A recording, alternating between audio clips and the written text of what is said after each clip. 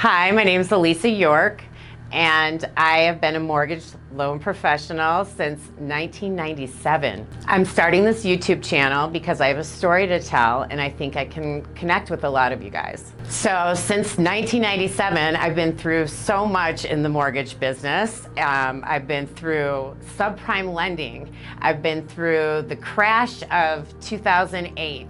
And then I have been through building a lot, my business as I was an underwriter, I was a processor, I was a closer, and I've done every part of any kind of mortgage loan that you can even think of.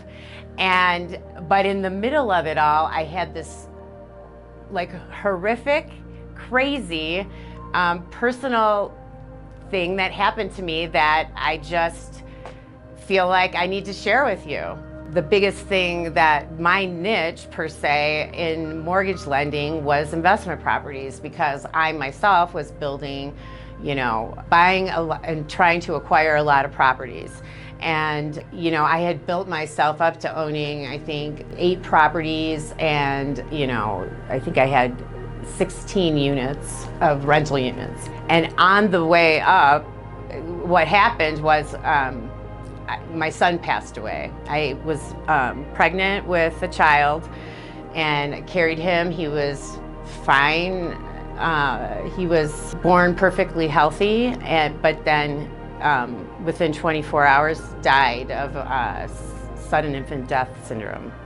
And that started this kind of downward spiral for me, because I, obviously going through something like that was traumatic.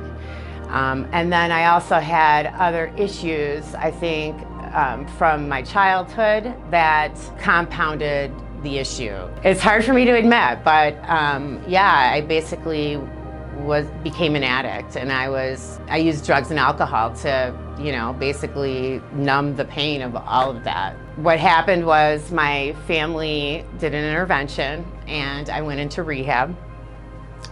And when I was in there, I had to, in the forefront, deal with my son's death, deal with all of my other issues that I, had that I was ashamed of, or things that just were holding me back that, I just couldn't, I couldn't deal with it. But in rehab, they made me really sit and deal with it in a sober setting, which forced me to come to, heads on with my issues. And it was very, very difficult.